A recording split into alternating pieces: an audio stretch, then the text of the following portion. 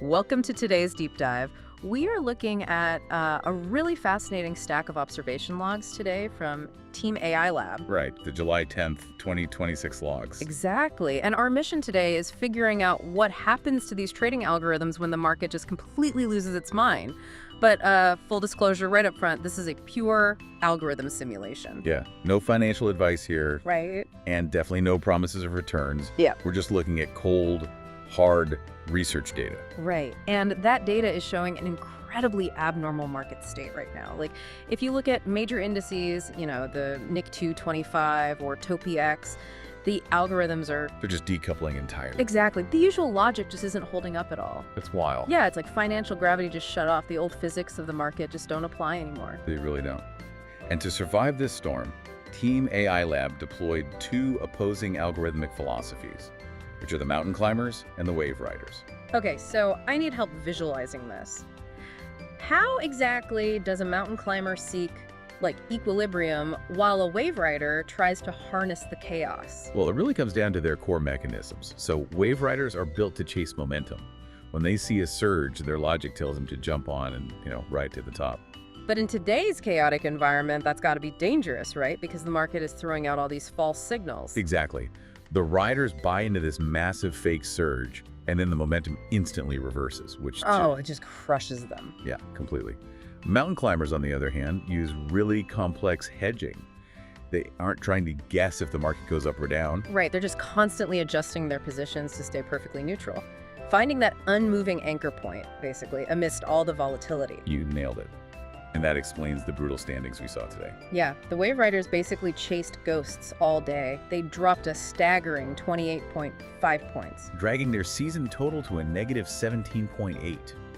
I mean, it is a bloodbath for them. It really is. But then the mountain climbers' active suspension paid off because they scored a positive 9.7 today, pushing their season to plus 37.5. Which is stellar. But the broader question is how the system adapts to this carnage. Yeah. Because, algorithms aren't static. Right. Which brings us to the draft at 9 a.m. Japan Standard Time. This is where new talent, like freshly coded units, get injected into the simulation to join the main force.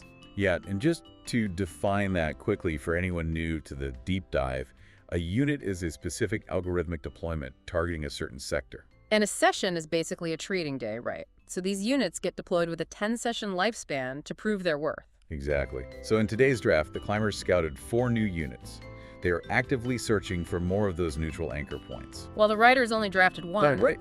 Which makes sense. I mean, if your momentum logic is failing, you don't just throw... You don't throw more troops into the meat grinder? Exactly. You minimize exposure. Which brings us to the main force already in the trenches. It is a barren landscape out there right now. Oh, completely. Out of 17 active climber units, only 10 hold positive points. And out of 20 riders, only 10 are in the green. Wow. It's a 50% casualty rate. That is a stark indicator of just how hostile this environment is.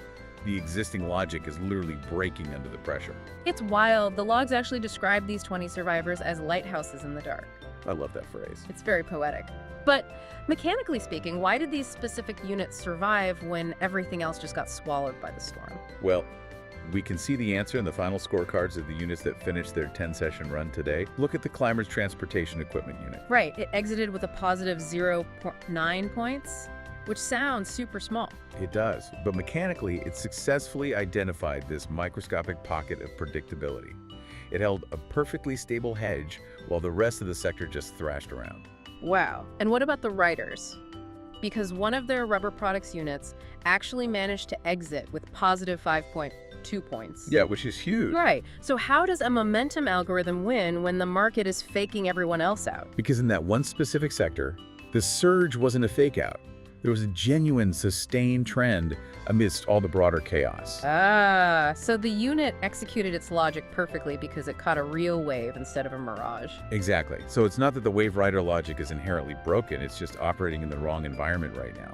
Which completely reframes this entire 28-point drop for them. I mean, to a traditional trader, that is a catastrophic defeat. Oh, absolutely. But to Team AI Lab, It is vital observation data. You just cannot program resilience for tomorrow's unknown markets without documenting exactly how your algorithms break today. That is such a cold, forward-looking research posture. They're literally letting the algorithms fail just so they can study the wreckage. They are. It's the only way to evolve.